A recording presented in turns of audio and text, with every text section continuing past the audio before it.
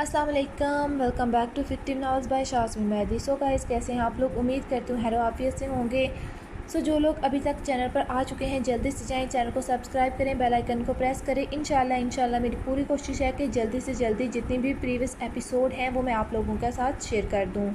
और इंशाल्लाह जैसे ही आगे से नावल एख्तिताम पज़ीर होगा, आप लोगों के साथ पिछली तमाम एपिसोड शेयर कर दी जाएंगी, ताकि जो लोग नए आ रहे हैं उन लोगों को पढ़ने में आसानी हो। और इंशाल्लाह मैं कोशिश करूँगी कि जो नेक्स्ट नावल स्टार्ट करूँ उससे पहले ये वाली जो एपिसोड हैं प्रीवियस, ये तमाम एपिसोड ख़त्म हो जाएं और फिर उसके बाद मैं नेक्स्ट नावल को स्टार्ट करूँ। सो गाइज़, आज की एपिसोड है एपिसोड नंबर 93। देख लिया आपने, वो चीही, उसे यकीन नहीं आ रहा था कि उस पर सौतन आ चुकी थी। अम्मा साईं, आप हैं मेरी बर्बादी की वजह, आपने मेरी ज़बरदस्ती शादी की। मैंने आपसे कहा था मैं ये शादी नहीं करूँगी, मगर आपको ये हवेली और इस पर राज चाहिए था। कौन है वो नमश जिससे उसने शादी कर ली? मैं रमला एहतजाज शाह, आगा साईं की पोती पर उसने किसी और को फोकियत दी। मैंने तुमसे कहा था उस पर हक जमाओ, उसे अपनी तरफ माइल करो, मगर नहीं, तुमने क्या किया? अगर वो गुस्से का तेज़ है तो तुम कम हो क्या? दोनों ही आगा साईं का अक्स हो। और वो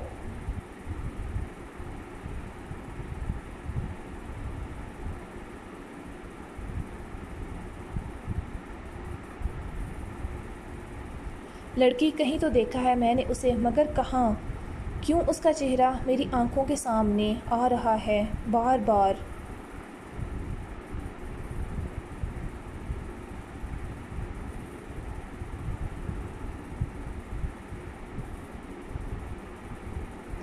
क्यों लगता है जानती हूँ मैं उसे? बस अम्मा साईं, आपको उसकी पड़ी है, मेरी ज़िंदगी ख़राब हो गई। बस करो रमला, मैं नसा या नूर नहीं हूँ, मेरे सामने ये ड्रामे मत करो।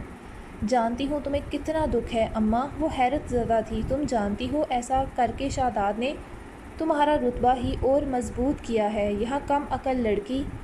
अच्छा, ऐसा लगता है आपको?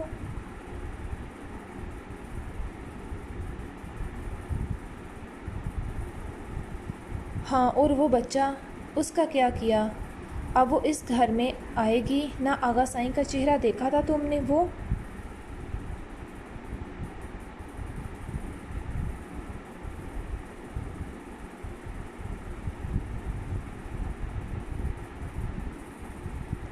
कभी उसे इस हवेली में कदम नहीं रखने देंगे, और अगर उनका दिल पिघल भी गया तो बच्चे के लिए, तो ये भी तुम्हारी ही गलती है। अपने पाँव पर खुद कुल्हाड़ी मारी तुमने। कब से मैं कह रही थी रमला, डॉक्टर को चेक करवाओ। अब 3 साल हो चुके हैं शादी को, मगर नहीं, तुम्हें तो अपनी ज़ात के अलावा कुछ और नज़र ही नहीं आता। मेरी हर बार बात टाल दी, अब देख लिया अंजाम। वो दोनों फिर से लड़ने लगी। नहीं चाहिए था मुझे अभी बच्चा। बच्चे की ज़िम्मेदारी पता है ना आपको? दिमाग काम करता है तुम्हारा? बच्चा तुम्हें नहीं चाहिए था, मगर हवेली को तो वारिस चाहिए था। दिमाग ख़राब करके रख दिया है तुम बहन भाई ने मेरा। मैं क्या कर रही हूँ और तुम लोग अब भुगतो। फिर बच्चा नहीं चाहिए था, अब खुश हो, मिल गई फिर दिल को तसल्ली कि वो माँ बनने वाली है, वारिस है उसके पास हवेली का। मगर तुम, उनका बस नहीं चल रहा था, हाथ उठा देती रमला पर। अब तुम्हें किसी तरह भी आगा साईं का गुस्सा ठंडा नहीं होने देना, ना मैं होने दूंगी। शहदाद समझता क्या है खुद को? मैं देखती हूँ अब कैसे वो लड़की इस हवेली में कदम रखती है। ज़िंदगी से निकाल बाहर करूँगी उसे मैं, तुम्हारी और शहदाद की। वो सिर्फ़ तुम्हारा है, और तुम किसी अच्छी गायनाकोलॉजिस्ट का पता करो। अब मैं खुद तुम्हारे साथ जाऊंगी। वो नई चाल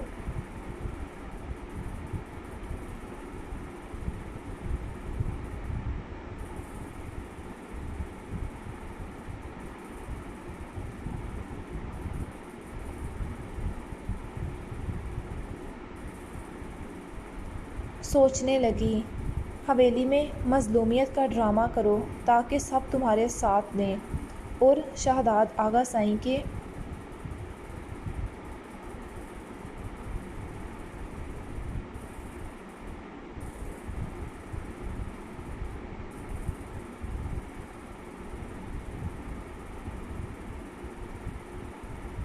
خلاف نہیں جا سکتا۔ تبھی دروازے پر دستک ہوئی۔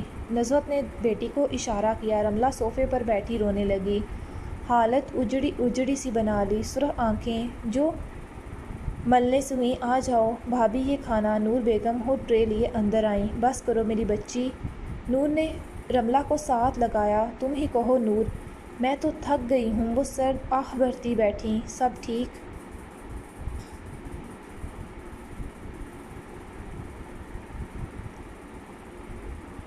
ہو جائے گا رملہ، اللہ پر بھروسہ رکھو۔ چچی سائیں میرا کیا قصور تھا؟ مجھے کیوں یہ سزا دی گئی؟ بس بچہ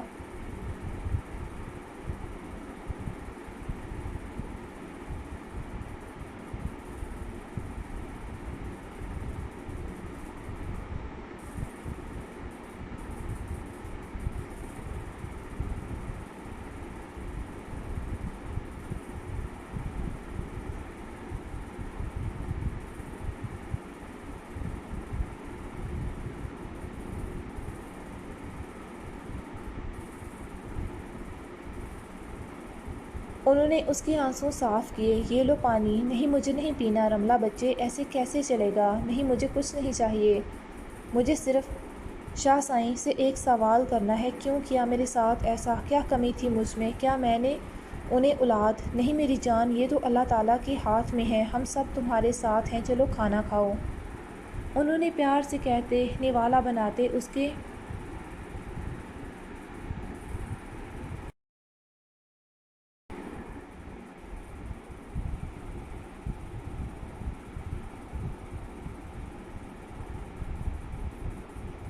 منہ کے قریب کیا۔ نہیں مجھے کچھ نہیں کھانا۔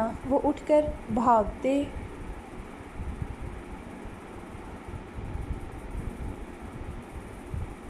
باتھ روم میں چلی گئی۔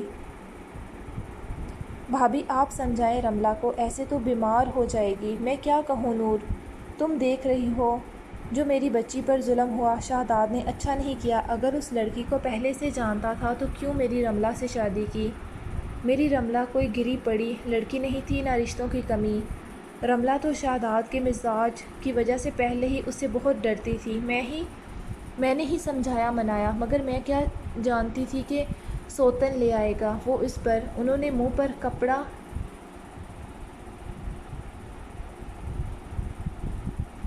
رکھا۔ بھابی روئے نہیں۔ کچھ دیر بعد نور چلی گئی، ہدایت کرتی کہ رملہ کو کچھ کھلا دیں۔ توبہ ہے اماں سائیں، مجھے تو لگ رہا تھا کہ باتھ میں ہی مجھے آج سونا پڑے گا۔ وہ منہ ٹاول سے خشک کرتے صوفے پر بیٹھی۔ آئیں کھانا کھا لیں، بہت ہو گیا ناٹک۔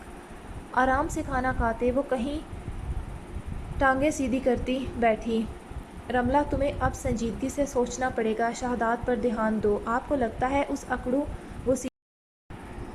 اکڑو غسیلے انسان کو میری فکر ہے کہ میں اس کے غم میں گھلوں؟ اسے میری پرواہ نہیں۔ ان 3 سالوں میں نرمی محبت ادائیں ہر پینترا آزما چکی ہوں، مگر اس کے ماتھے کے بال سیدھے نہیں ہوئے۔ سو مجھے لیکچر دینے سے بہتر ہے اس دوسری لڑکی کو شہزاد کی زندگی سے نکالیں۔ کہتے وہ فون میں مصروف ہو گئی، جبکہ نصرت کچھ سوچنے لگی۔ بیکار ہو تم دونوں، ماں بیٹا، میرے کسی کام کے نہیں۔ وہ نشے میں دھت گرتے پڑتے اندر داخل ہوتا بک رہا تھا، نکمے صرف روٹی ٹھونستے رہا کرو۔ اس نے آتے اس کے ہاتھ سے چنگیر چھین لی جس میں صرف ایک ہی روٹی تھی۔ ارے اسلم یہ کیا کر رہا ہے؟ یہ روٹی اسے واپس۔ نہ کمینی عورت، تیرے باپ کے گھر سے آئی ہے روٹی، یہ میرے گھر کے پیسوں کی ہے، اسے تو صرف میں ہی کھاؤں گا۔ دیکھ میں تیرے آگے ہاتھ جوڑتی ہوں، اس نے کل سے کچھ نہیں کھایا پانی کے سوا، اسے بخار بھی ہے۔ ذکیہ اس کے آگے ہاتھ جوڑتی بولی، چل دفعہ ہو جا۔ اسلم نے اسے گھونسا مارتے پیچھے کی طرف گرا دیا۔ اماں، وہ لاغر سا بچہ اپنی ماں کو گرتے دیکھ فوراً اٹھا، مگر بخار اور بھوک کی شدت سے زور کا چکر آیا جس سے وہ لڑکھڑاتا سامنے پلر سے ٹکرایا تو ماتھے پر چوٹ آ گئی۔ میرا بچہ تو ٹھیک ہے؟ ذکیہ فوراً اٹھتے گرتی پڑتی اس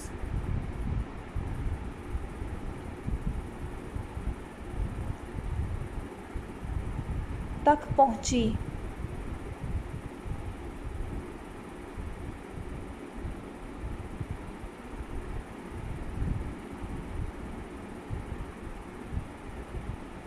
زردیاں گلا چہرہ جو پہلے ہی خون کی بوندوں کو بھی ترس رہا تھا اور سفید پڑ گیا۔ افنان میرا بچہ، اس کے ماتھے سے خون پانی کا مکسچر سا ہلکی سی لکیر نکلتے زمین پر قطرہ قطرہ گرنے لگی۔ ذکیہ چیخی مگر وہ بے ہوش ہو چکا تھا۔ اسے سینے سے لگائے وہ اندھا دھند بھاگی سرکاری ہسپتال کی جانب۔ ڈاکٹر صاحب میرے بچے کو دیکھیں۔ مگر کوئی اس کی فریاد نہیں سن رہا تھا۔ افنان کا جسم ٹھنڈا پڑنے لگا۔ کوئی تو سنو، کوئی تو دیکھو میرے بچے کو۔ وہ روتی چیختی، ارے بی بی!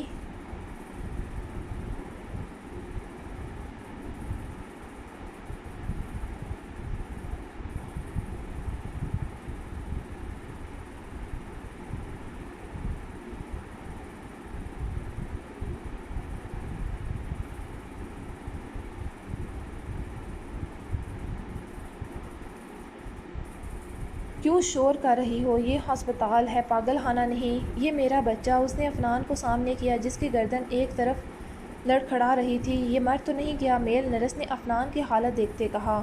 نہ نہیں، دیکھو تو یہاں لیٹاؤ۔ بڑا ڈاکٹر تو ابھی فارغ نہیں، میں دیکھتا ہوں، اس نے کہتے افنان کی نس چیک کی جو ابھی باقی تھی۔ یہ چوٹ کیسے لگی؟ کھیلتے گرا، اس نے جھوٹ بولا ہوں۔ اور پھر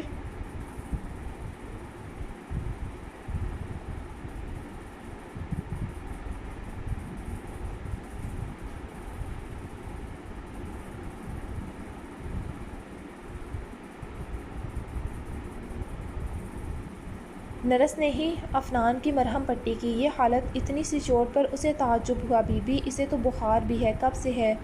اتنی سی چوٹ پر بخار؟ دو دن سے ہے۔ دوائی نہیں لی؟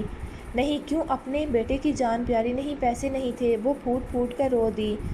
وہ میل نرس شاید کوئی انسان کا بچہ تھا۔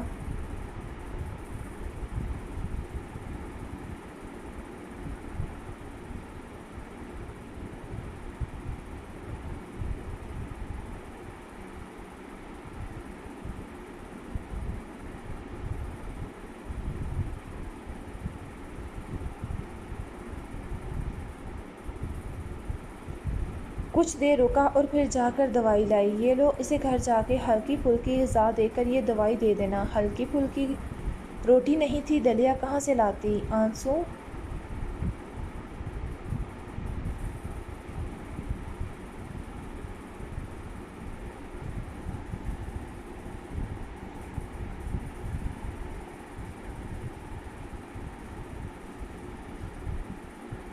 اور تیزی سے گرے۔ گھر میں کچھ نہیں تھا۔ ذکیہ نے منہ پر کپڑا رکھ لیا۔ جاؤ ساتھ والے گاؤں میں، وہ تمہاری مدد کریں گے، شاید تمہیں کام بھی مل جائے اور 2 وقت کی روٹی بھی۔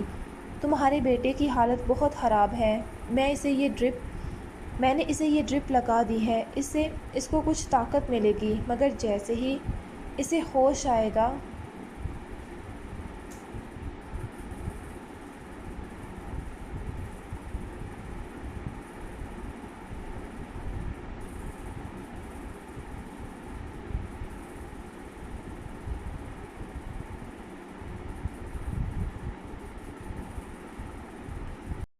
اسے کچھ کھانے کو دے دینا۔ مجھے تو تم دونوں ہی ماں بیٹا بھوکے لگ رہے ہو۔ شوہر کیا کرتا ہے؟ نشہ ہوں۔ اور پھر افنان کی ڈرپ ختم ہو گئی تو ذکیہ نے اسے اٹھایا۔ اب اپنے پاؤں میں بھی جان نہیں رہی تھی۔ بھوک سے نہ ڈال۔ اس نے پانی پیا اور افنان کے غنودگی بھرے جسم پر اپنا بھدا پرانا بے رنگ دوپٹہ دیا اور چل پڑی۔ گاؤں میں بہت فاصلہ تھا مگر اپنے بچے کو زندہ رکھنا تھا، اس لیے چل دی۔ 2-4 بار رستے میں رکی، چھاؤں میں بیٹھی۔ گرمی بھوک سے برا حال تھا۔ بڑی سڑک پر آتے سڑک کے کنارے بیٹھ گئی۔ آنسو بھی اب خشک ہو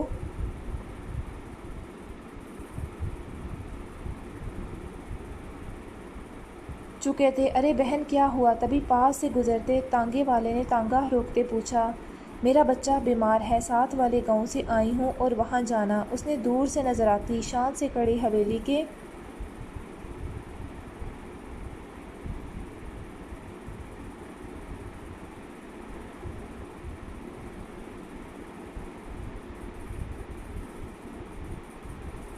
چبوترے کو دیکھتے کہا، آؤ بیٹھو، میں بھی وہاں کا ہی رہنے والا ہوں، میرے پاس۔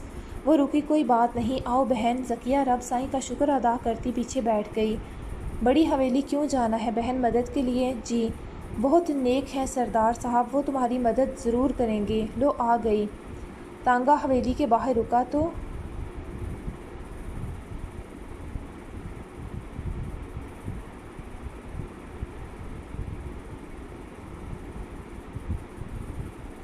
وہ شکریہ ادا کرتی اتری۔ آپ کا بھائی صاحب بہت شکریہ۔ کون ہو بی بی؟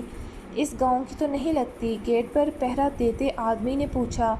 بھائی میں دوسرے گاؤں سے آئی ہوں، بہت سنا ہے بڑے صاحب کی فیاض دلی کا، مدد چاہتی ہوں، نام بتاؤ۔ میرا نام ذکیہ ہے۔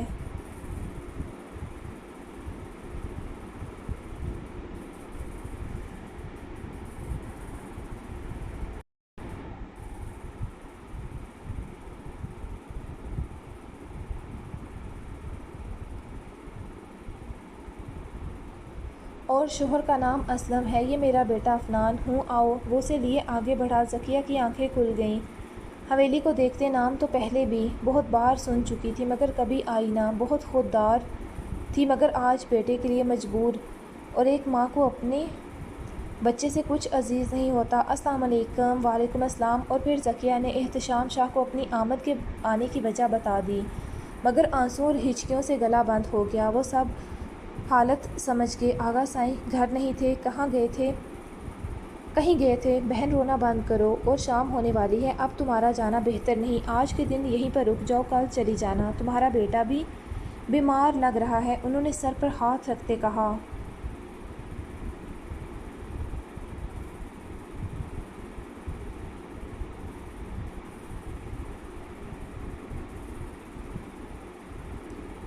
جاؤ خالد، بہن کو نسیم لوگوں کے کوارٹر میں چھوڑاؤ، اور نسیم سے کہو حویلی سے کھانا اور بچے کے لیے کچھ نرم غذا بھیجے، اور یہ بھی کہنا کہ نسا سے کہے کہ بچے کے لیے کپڑے بھیجے۔ جی سائیں۔ وہ ذکیہ کو عورتوں جو حویلی میں کام کرتی تھی والا کوارٹر دکھا کر خود اندر چلا گیا پیغام دینے۔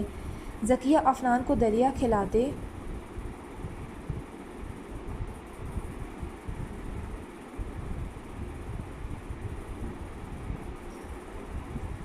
رب سائیں کا شکر ادا کر رہی تھی۔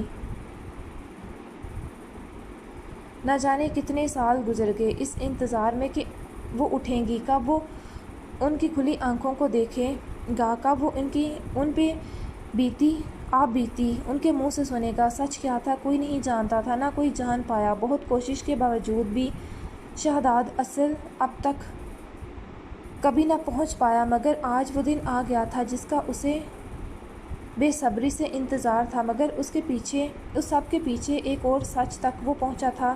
یہ کچھ دن پہلے کی بات تھی جب وہ نمش سے شادی کر کے گاؤں آیا تو اس تک اس کے خاص آدمی نے یہ خبر پہنچائی جس کو اس نے چھوٹی حویلی میں مامور کر رکھا تھا۔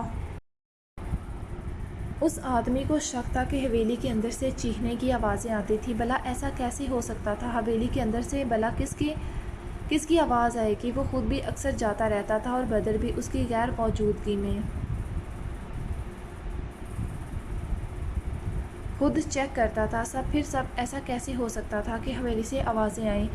اسے لگا کہ یہ صدیق کی غلط فہمی ہوگی مگر کچھ دن کے بعد صدیق نے اسے پھر سے اطلاع دی۔ اب کی بار شہداد ٹھٹکا کہ اگر ایسا ہے تو کون ہے؟ گل ابر پھپھو تو سالوں سے بے ہوش زندہ لاش تھیں، پھر کس کی آواز تھی وہ؟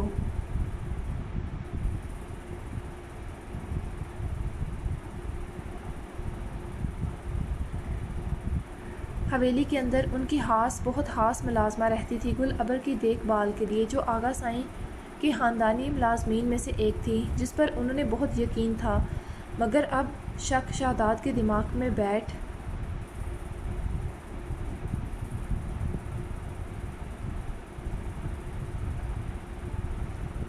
گیا تھا۔ اس نے حویلی کے اندر کیمرہ نصب کیا، ان کیمروں سے چھپ کر جو آغا سائیں کے حکم پر وہاں لگائے گئے تھے، جن پر وہ 24 گھنٹے گل ابر پر اور حویلی کے اندرونی معاملات پر نظر رکھ سکتے تھے۔ اور پھر شہداد پر ایک اور بھیانک انکشاف ہوا جس نے اس کی روح اور دماغ کھلا ڈالا، جسے وہ زندہ لاش سمجھتے آ رہے تھے۔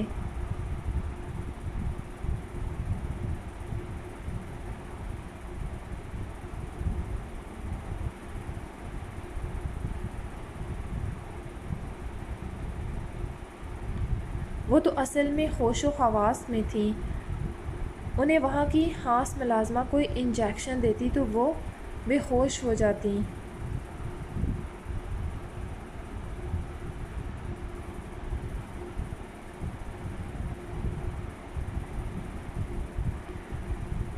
اور جب اس کا اثر ختم ہوتا تو وہ ہوش میں آ جاتی اور پھر چیخنے چلانے لگتی۔ مطلب اتنے سالوں سے اسے بھی دھوکے میں رکھا گیا تھا کہ گل ابر پھپھو کوما میں ہے، مگر کیوں؟ اسے کیوں یہ بتایا گیا تھا؟ کیوں اسے یہ بات راز رکھی گئی؟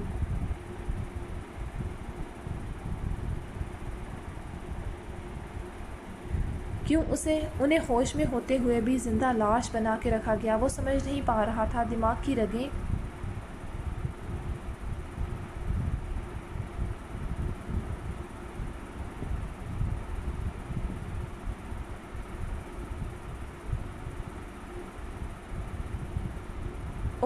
ابھرتی جا رہی تھی۔ وہ شاداب جو پل میں بڑے سے بڑا کیس حل کر دیتا تھا، اپنے ہی گھر میں چھپے سچ کو جان نہ سکا۔ آخر کیا سچ تھا؟ گل ابر کے بارے میں حویلی کے مرد نہیں جانتے، یہ بات اسے پتہ تھی کہ اس کے باپ یا چچوں میں سے کوئی واقف نہیں تھا حقیقت سے۔ تو کیا بدر جانتا ہے؟ ایک وہی تو تھا۔ ہاں، اگر یہ آغا سائیں کا کام ہے تو یقیناً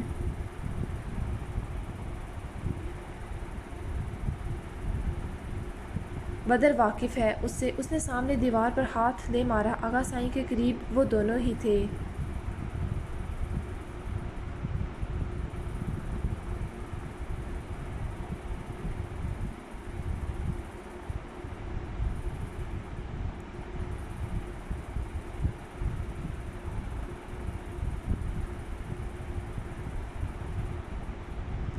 مطلب وہ نہیں جانتا تو بدر جانتا ہے سب۔ اس کی آنکھوں میں خون اترنے لگا۔ بدر اس وقت ڈیرے پر ہوتا تھا۔ شاداب کا بس نہیں چل رہا تھا اڑ کے پہنچ جائے۔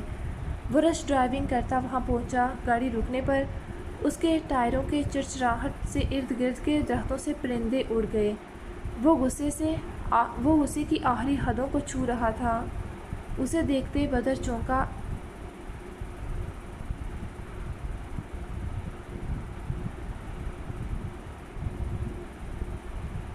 بلکہ اس سے زیادہ اس کے تیوروں کو دیکھ۔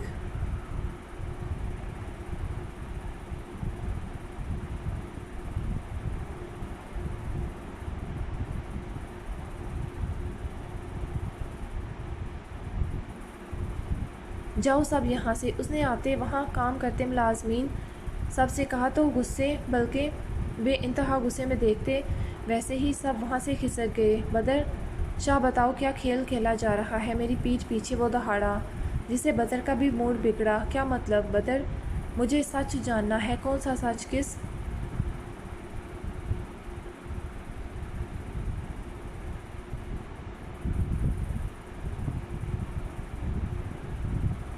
سچ کی بات کر رہے ہو؟ وہ اس سے بھی زیادہ اونچی آواز میں بولتے اس کے سامنے آ رکا۔ تو سنو، اگر میرے منہ سے سننا چاہتے ہو تو گل ابر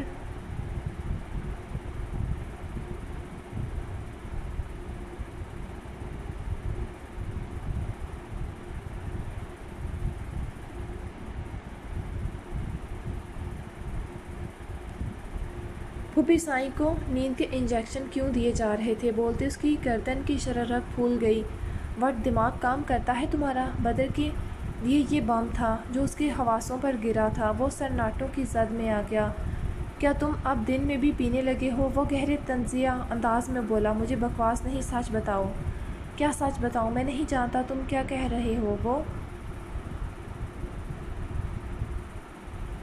اور پھوپھو سائیں پچھلے 25-27 سال سے ایسے کوما میں تھی، انہیں کوئی کیوں کچھ دے گا؟ نیند کے انجیکشن یا میڈیسن؟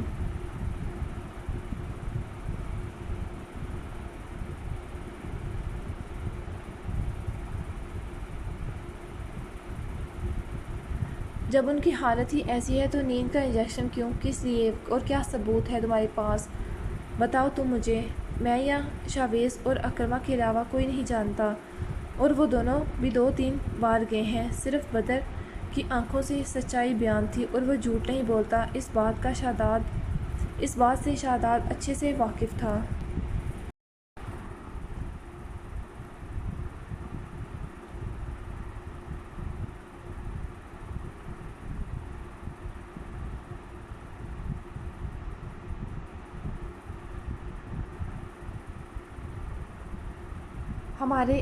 علاوہ آغا سائیں جانتے ہیں۔ وہ بولا تو آواز میں لڑکھڑاہٹ تھی جو آج سے پہلے بدر نے محسوس نہیں کی تھی کبھی۔ کیا کہنا چاہ رہے ہو تم؟ بدر بھی چونکا تھا۔ پتہ جائے گا تمہیں لگتا ہے وہ ایسا کر سکتے ہیں؟ بدر کو ابھی تک یقین نہیں آ رہا تھا جبکہ شہزاد خاموش رہا۔ مجھے کچھ وقت چاہیے سب کا پتہ لگانے میں تمہارے ساتھ ہوں، اگر مدد چاہیے تو بتا دینا، وہ کہتے چلا گیا جبکہ بدر ہر کڑی کو سوچنے لگا۔ شہزاد شاید ٹھیک کہہ رہا تھا اس بار، اور بدر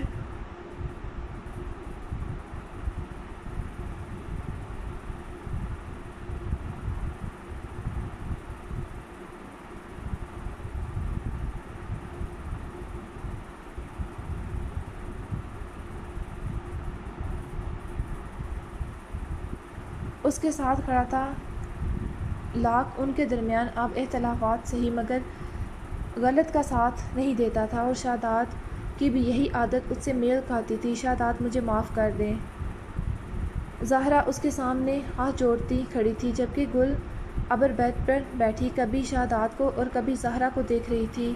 نظریں حالیں تھیں، ویران چہرہ، سالوں کی اجڑی حالت، زردیاں گھلا چہرہ، سوکھی ہوئی۔ وہ صرف زندہ تھی مگر زندگی نہ تھی۔ اس کے پیچھے کچھ عرصہ سے زہرا اسے جو انجیکشن دے رہی تھی وہ شہزاد نے بدل دیے تھے۔ باہر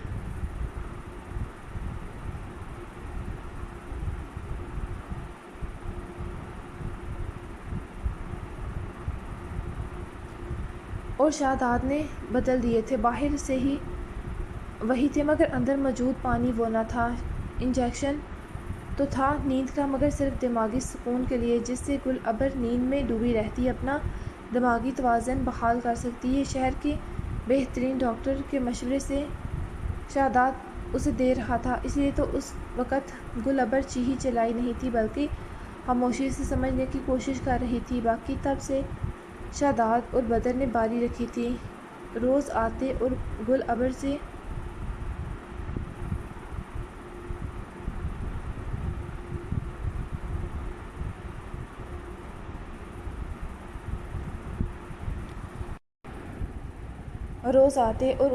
سے باتیں کرتے، جو غنودگی میں ہونے کی وجہ سے بھی سنتی مگر جواب نہ دے پاتی، مگر وہ ان سے مایوس ہو چکی تھی۔ اس وقت بدر کے آدمی وہاں کے تمام ملازمین کو گھیرے میں لیے کھڑے تھے کہ وہ آغا سائیں تک بات نہ پہنچائیں۔ بتائیں مجھے کس کے کہنے پر پھوپھی سائیں کو یہ انجیکشن دے رہی تھی؟ بدر بھی پہنچ چکا تھا بلکہ شہزاد سے پہلے وہی آیا تھا۔ گل ابر ابھی کچھ دیر پہلے ہوش میں آئی تھی۔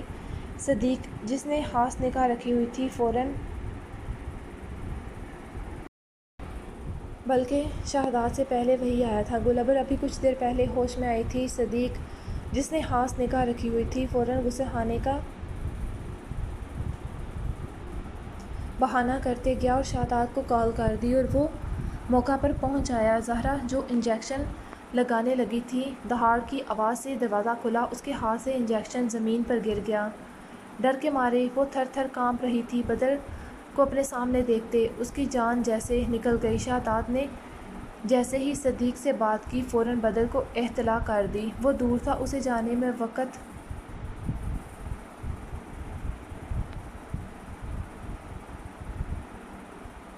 لگ سکتا تھا مگر اب چونکہ نمش کے حوالے سے حویلی میں بات چھڑ گئی تھی تو اسے اور دیر نہیں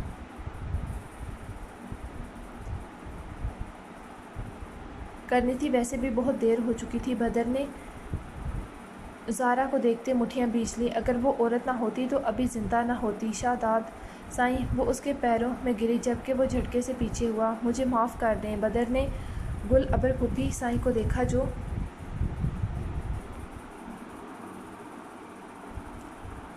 اسے پہچاننے کی کوشش کر رہی تھی۔ میں بدر، آپ کا بھتیجا۔ اسے سمجھ نہ آیا وہ کیا کہے، ان سوال بھری آنکھوں کو دیکھتے جو ویران تھیں حالیں۔ تبھی شہزاد کی گاڑی کی آواز رکی۔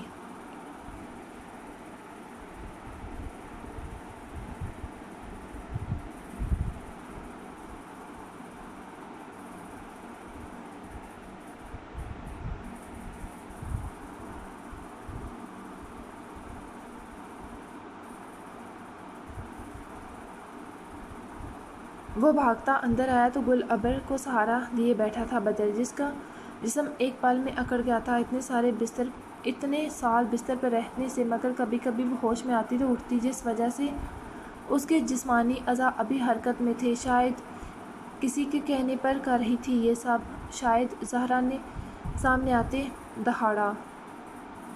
کس کے کہنے پر کر رہی تھی یہ سب؟ شاداب زہرا کے سامنے آتے دہاڑا۔ کب؟ کسی کے کہنے پر نہیں، جھوٹ نہیں، صرف سچ۔ زہرا بی بی، آپ کی عمر کا لحاظ کر رہا ہوں ورنہ بھول جاؤں گا۔ مجھے معاف کر دیں سائیں، مگر زبان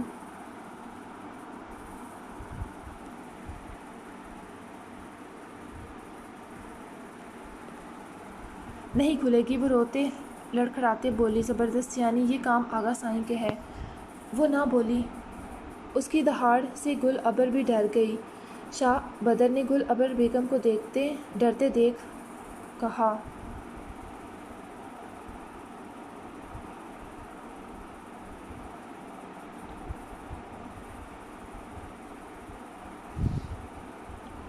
دور لے جائیں اسے میری نظروں سے، اس سے پہلے کہ میں کچھ کر دوں۔ اس کے کہنے پر 2 عورتیں اندر آئیں اور انہیں لے گئیں۔ پھوپھی سائیں ہمیں پہچانا؟ بدر اس کے پاس بیٹھا، گل ابر بس اسے دیکھے جا رہی تھی۔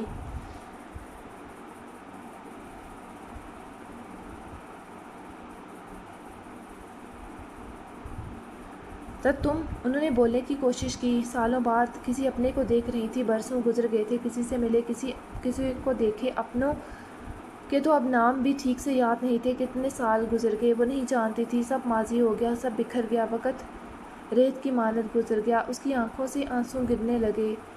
بدر نے انہیں ساتھ لگانا چاہا، وہ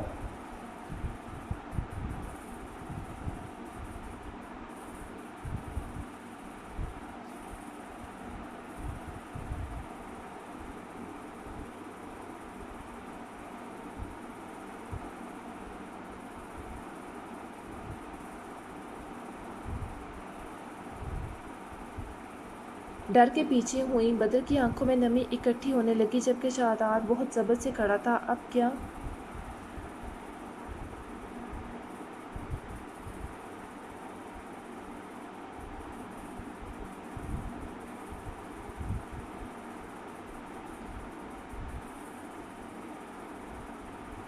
کرنا ہے؟ بدر نے شاداب سے پوچھا۔ حویلی؟ شاداب، یہ ٹھیک ہوگا۔ ہاں، وقت آ چکا ہے، مگر سب سے کیا کہو گے؟ سچ؟ اب صرف سچ کہنے سننے ہوگا۔ بہت زندگیاں داؤں پر لگ چکی ہیں۔ ہم چلیں؟ بدر اٹھا۔ ہاں، گھر۔ گل ابر کے چہرے پر رونق تو آئی، مگر سنتے ایک ساتھ ہی سفیدی بھی چھا گئی۔ نہیں، اس نے انکار کیا۔ سنتے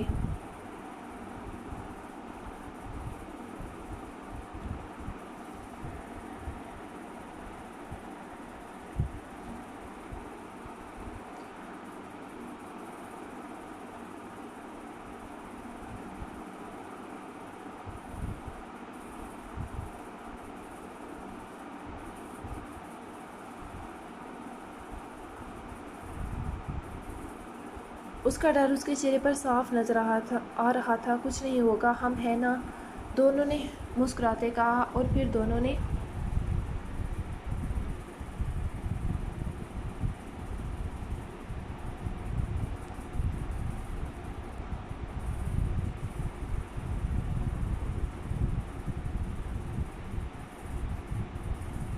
اکٹھے اس کے سامنے ہاتھ پھیلائے۔ وہ 2 مضبوط ہاتھ پھیلائے کھڑے، دونوں شیر جیسے مضبوط ارادوں کے ساتھ منتظر تھے۔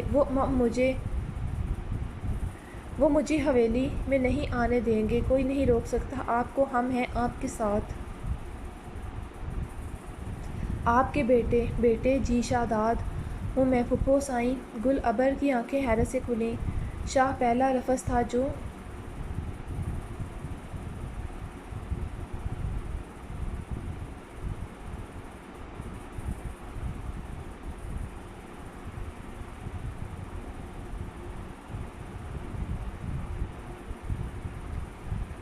مکمل ادا کیا تھا اس نے۔ جی آپ کا شاداب، آپ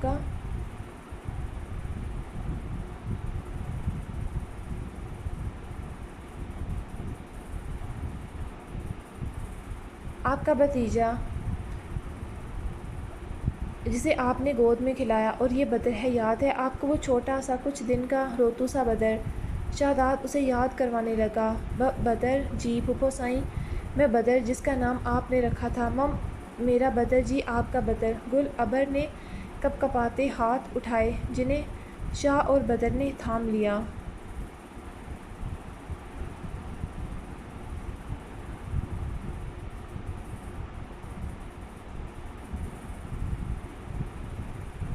چلیں حویلی، سب آپ کو دیکھتے حیران رہ جائیں گے۔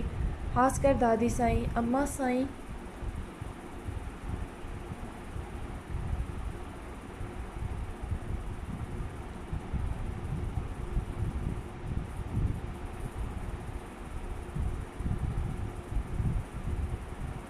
اماں سائیں جی دادی سائیں، جنہوں نے کئی سال گزار دیے آپ کو بنا دیکھے، صرف اسی آس پر کہ زندہ تھیں آپ، اور دیکھیں زندہ ہے ان کی گل ابر اس دنیا میں سانس لے رکھی ہے۔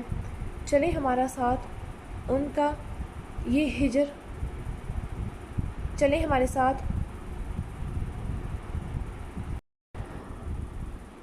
ان کی گل ابر اس دنیا میں سانس لے رکھی ہے، چلیں ہمارے ساتھ ان کا یہ ہجر ختم کر دیں۔ ان کی بوڑھی آنکھیں اب آنسوں خشک ہو گئے ہیں، مگر آغا سائیں ان کی زبان بھی لڑکھڑا گئی۔ باپ کا ذکر کرتے ہم تو ہیں نا، کسی میں ہمت نہیں آپ کو کچھ کہہ سکے۔ شہزاد نے اپنے غصے پر ضبط کرتے کہا، دماغ کھو رہا تھا اسے۔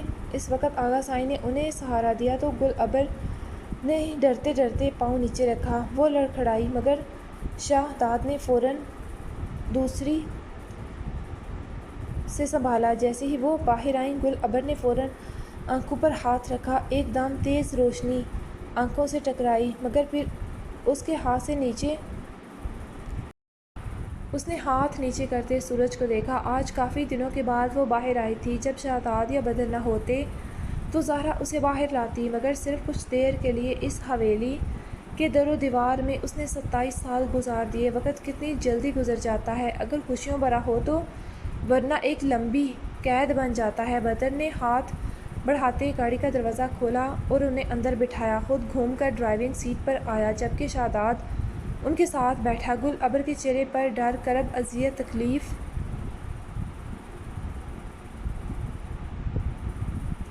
نہ جانے کون کون احساس تھے۔ بدر اور شہزاد دونوں ہی خاموش تھے۔ کچھ دیر کے بعد گاڑی حویلی کے رستے پر مڑی۔ گل ابر نے شناسا رستوں کو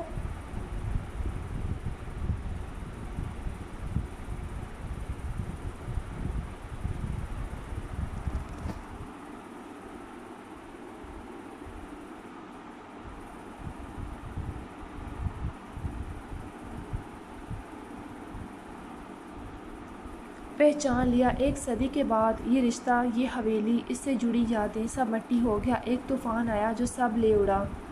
یشمل سائیں اس کے دل میں آہ بھری، کہاں تھا وہ؟ کیوں نہ اس سے ملنے آیا کبھی، کیوں نہ اسے ڈھونڈا کبھی؟ دل خون کے آنسو رو رہا تھا۔ حویلی نے اسے بھلا دیا، مگر وہ نہ بھلا پائی۔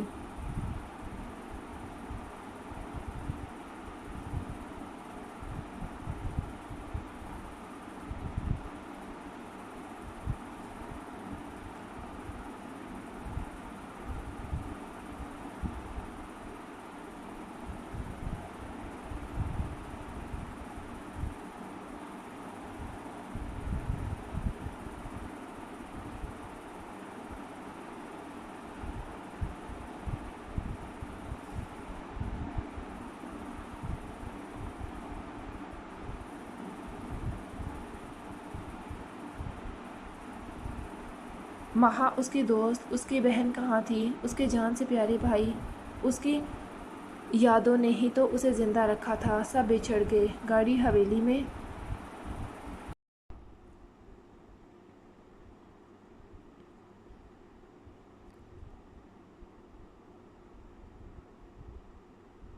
رکی تو وہ خوابوں کے سفر سے جاگے۔ کیا حال ہو گیا تھا سب کا اسے دیکھتے؟ کیا وہ اسے قبول کریں گے؟ کیا وہ سر اٹھا کر جی پائے گی ان سب کے بیچ؟ مجھے نہیں جانا، اس نے اترنے سے انکار کیا۔ کچھ نہیں ہوگا۔ شہزاد نے اس کے سر پر چادر ٹھیک کی۔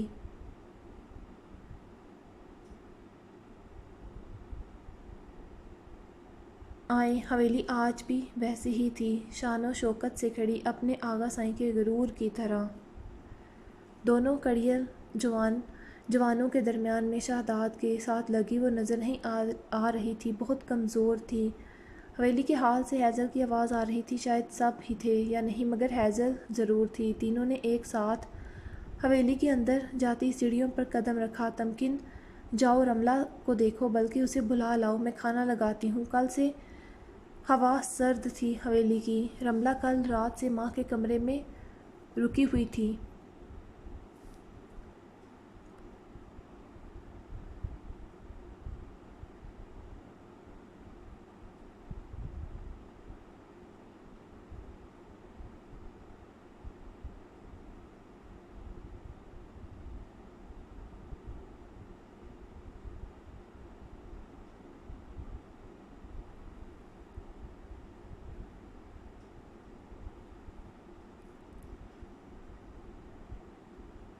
صبح کا ناشتہ بھی کمرے میں ہی بھیجا تھا نور نے۔ تبھی ہوا کے جھونکے کے ساتھ وہ تینوں اندر آئے۔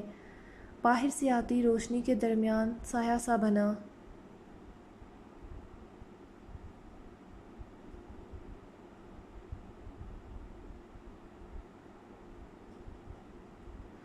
نور نے تبھی ہوا کے جھونکے کے ساتھ وہ تینوں اندر داخل ہوئے۔ باہر سے آتی روشنی کے درمیان سایہ سا ہوا۔ ہیزل جو کسی کام سے اٹھی تھی چونکی، اپنے سامنے ایک ساتھ تین سائے دیکھتے فوراً مڑی اور ساکت ہو گئی۔ اس کے ہاتھ سے فون چھوٹا اور یہی حال باقی سب کا تھا۔ نور، مہوش، نسا، نہا، جن کی شام کی فلائٹ تھی، سب پتھر کے ہو گئے تھے۔ سامنے گلابر تھی، سب کی نظریں اسی وجود پر ساکت جامد تھی۔ ہیزل نے انہیں اور پھر بدر شہزاد لالا کو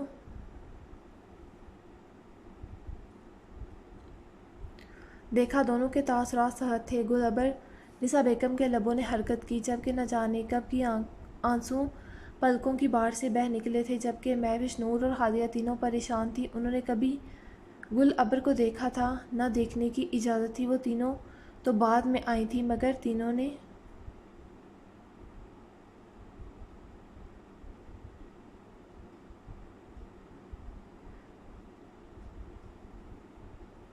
سنا ضرور تھا، مگر اس کا ذکر کرنے کی اجازت نہیں تھی۔ ابھی نسا کے منہ سے سنتے وہ بھی ساکت تھی۔ چچی سائیں، پھوپھی سائیں، یہ حیرت میں ڈوبی آواز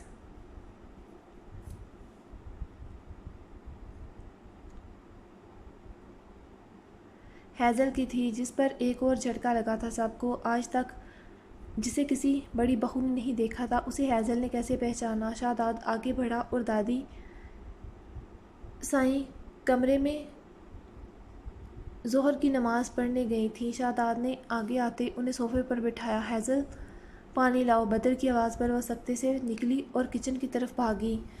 یہ گلابر، نسا نے بیٹے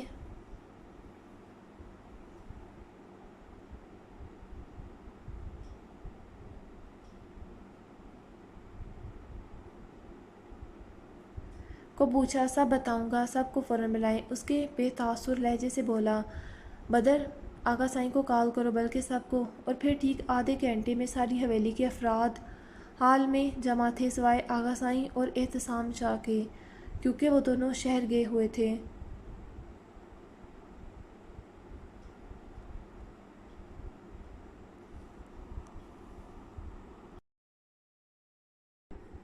سب ساکت جامد پتھر کے مجسمے بنے ہوئے تھے، اپنے سامنے بیٹھی گلابر کو دیکھتے، جو شہزاد کے ساتھ لگی ہوئی تھی۔ شاہ، میں ہوں نا، اس نے نرم محبت بھرے لہجے میں کہا۔ گلابر کی آنکھیں جھکی ہوئی تھیں۔ وہ شہزاد، یہ کیا ہے؟ گلابر تو سالوں پہلے مر چکی ہے، احتسام شاہ نے پوچھا۔ سب بتاؤں گا، مگر ابھی نہیں، سب کو آ لینے دیں۔ پھوپھی سائیں، آپ نے سب کو پہچانا؟ بدر اس کے سامنے گھٹنوں کے بل بیٹھا۔ گلابر نے نفی کی، سر ہلایا۔ آئیں، سب کا بتاؤں۔ وہ اٹھتے بولا، تائی سائیں کو تو آپ جانتی ہی ہوں گی، نسا بھابھی سائیں۔ شہزاد جی۔ شہزاد گلابر کو لیے کھڑا ہوا۔ گلابر، نسا اس کے گلے لگ گئی، روتے۔ کتنا وقت بیت گیا! نصرت، رملہ بھی آ چکی تھیں، دونوں شوق میں تھیں۔ وہ کیا سوچے بیٹھی تھی اور کیا ہو گیا تھا، یہ کہاں سے آئی اتنے سالوں کے بعد؟ نصرت ششدر زد تھی۔ نزہت بھابھی سائیں، اس نے نزہت کو بھی پہچان لیا۔ وقت گزر تو گیا تھا مگر وہ سب اس کے اپنے تھے۔ تبھی اماں بھی، جو نماز کے بعد کچھ دیر بعد آرام کرتیں، شور کی آواز پر باہر نکلیں، مگر ان کی آنکھیں پتھر ہو گئیں گل ابر کو دیکھتے۔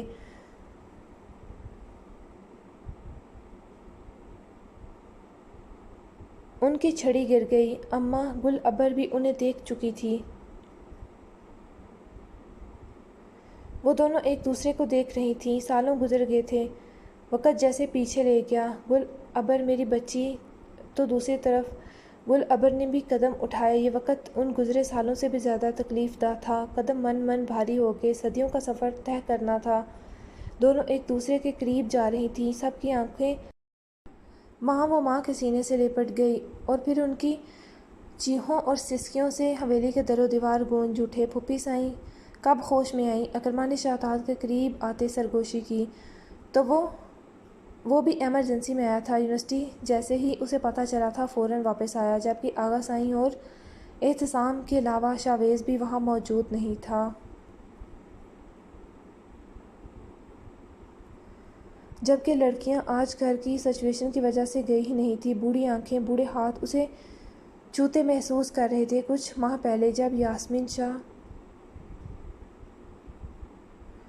نے اسے دیکھا تھا تو وہ کوما میں تھی، مگر آج وہ ان کے سامنے تھی، کھلی آنکھوں سے جھانکتی آنکھیں۔ 27 سال گزر گئے۔ وہ اس کے ہاتھ کو تھامے ایک ایک نقش کو چوم رہی تھی۔ پھوپھی سائیں آئیں، باقی سب سے ملیں۔ یہ مہوش چچی سائیں ہیں، احتسام چچا سائیں کی بیوی، اور یہ نور چچی سائیں، التمش چچا سائیں کی بیوی، جبکہ یہ ہادیہ چچی سائیں، امان چچا سائیں کی بیوی۔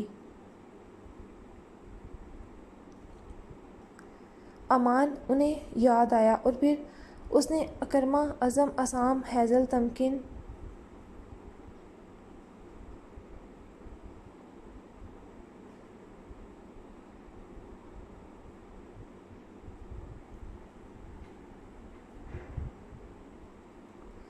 رمیشہ سب کا تعارف کروایا تھا۔ گل ابر کہاں چلی گئی تھی میری گڑیا؟ التمش شاہ اسے سینے سے لگائے روتے بولے۔ اب آہستہ آہستہ سب نارمل ہونے لگے تھے۔ اس وقت ان کے چاروں بھائی ان کے پاس تھے، چاروں ہی رو رہے تھے۔ مجھے لگتا ہے اب پھوپھی سائیں کو آرام کرنا چاہیے، بدر نے ان کی حالت کے پیش نظر کہا۔ ہیزل، تمکن، پھوپھی سائیں کو اوپر ان کے کمرے میں لے جاؤ۔ جی لالا۔ تمکن اور ہیزل فوراً آئیں اور انہیں تھاما۔ اماں سائیں، پھوپھی سائیں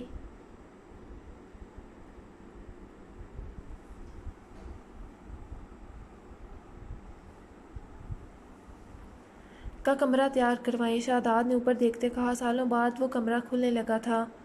نور بیگم کچن کی طرف چلی گئیں تاکہ وہ کھانے کا بندوبست کر سکیں۔ ملازمین بھی حیران تھے مگر خاموش۔ سب ہی آہستہ آہستہ وہاں سے ہٹ گئے۔ شہزاد بتاؤ اب۔ احتشام شاہ اس کے سامنے آئے۔ آغا سائیں کو آ لینے دے، سب معلوم ہو جائے گا۔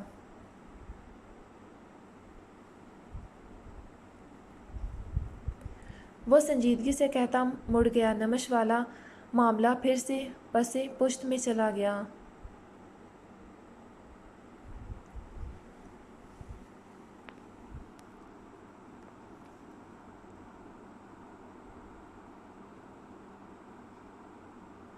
آج پہلی بار اس نے شراب نوشی کی تھی۔ دماغ کی رگیں پھٹنے کے قریب تھیں، آنکھیں جیسے لہو میں ڈوبے ہوئے انگارے۔ وہ اس وقت کلب کے کاؤنٹر پہ بیٹھا مشروب کے زہریلے گھونٹ اندر اتار رہا تھا۔ وہ ارہا کے پاس سے ہوتا کلب پہنچا تھا۔ صبح ہونے والی تھی، اکا دکا لوگ ہی بچے تھے۔ صرف سر آپ اب بس کریں، بار ٹینڈر نے اسے منع کیا۔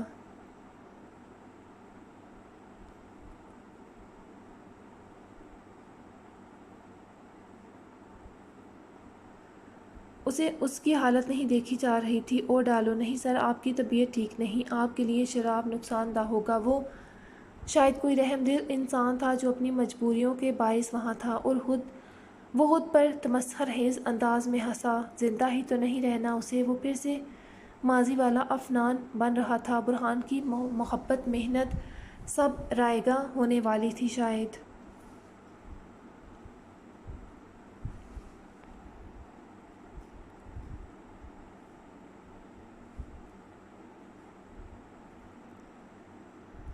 برہان کی آنکھ کھلی تو اس کی دل کی کوئین اس کے بازو پر سر رکھے ہر چیز سے بے خبر گہری نیند میں تھی۔ برہان مسکرایا اسے دیکھتے اور جھکتے لب اس کے گال پر رکھے جس پر وہ نیند میں بھی شرمائی۔ وہ یہ دلکش منظر دیکھتے اٹھ گیا، فریش ہوتے چینج کرتے نیچے آیا، جم کی طرف بڑھا، مگر وہاں آتے چونکا۔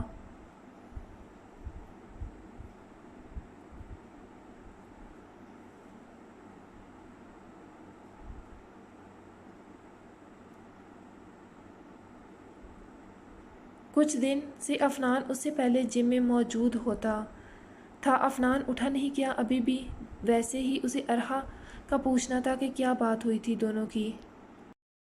اس نے آگے بڑھتے ریموٹ اٹھا کر بٹن پریس کیا تو شیشے کی دیوار کے آگے سے پردہ اٹھتا چلا گیا۔ باہر ابھی ملگجا سا اندھیرا تھا مگر ساری لائٹس آن ہونے کی وجہ سے صاف تھا باہر کا منظر۔ شیرو اور ٹائیگر لان میں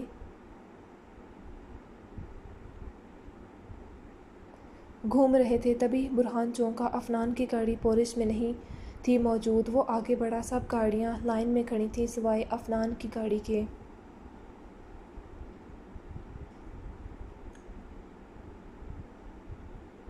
یہ گھر نہیں آیا کیا؟ وہ فوراً اوپر کی جانب بھاگا، کمرے میں گیا تو کمرہ خالی۔ اس کا منہ چڑھا رہا تھا، بستر شکن آلود نہیں تھا، یعنی وہ رات بھر گھر نہیں آیا۔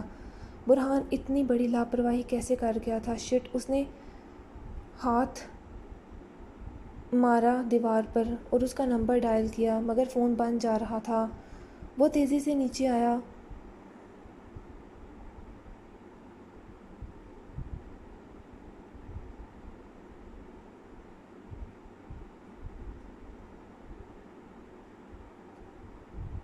مین گیٹ کھولتے باہر نکلا تو شیرو اور ٹائیگر اسے دیکھتے گرانے لگے۔ وہ تیزی سے انیکسی کی طرف بڑھا۔ ناصر! اس نے دروازے پر دستک دی، ساتھ ساتھ وہ نمبر ٹرائی کر رہا تھا۔ ناصر ہڑبڑا کر اٹھا، ابھی تو 4 ہونے میں بھی 10 منٹ باقی تھے۔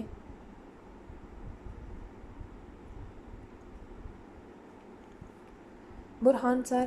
اللہ خیر! اس نے فوراً بھاگ کر دروازہ کھولا۔ جلدی میں شرٹ بھی نہ پہنی افنان گھر نہیں آیا؟ اسے دیکھتے برہان نے بتایا۔ وٹ! آپ نے پہلے نہیں بتایا سر؟ برہان کی آواز پر دوسرے سرونٹ بھی اٹھ کر باہر نکل آئے۔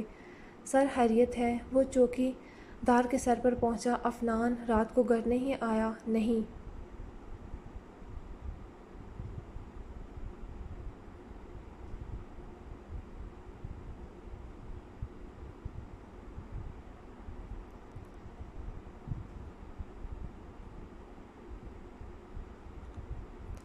سر یہ بات تو مجھے پہلے نہیں بتا سکتے تھے؟ وہ دہاڑا۔ سوری سر، مجھے لگا آپ جانتے ہوں گے۔ وہ آپ کو اطلاع دیے بغیر نہیں جاتے کہیں۔ چوکیدار اپنی جگہ شرمندہ تھا جبکہ اس کی بات پر برہان کا دل کیا خود کو شوٹ کر دے۔ واقعی اسے پتہ تھا وہ باہر ہے، پھر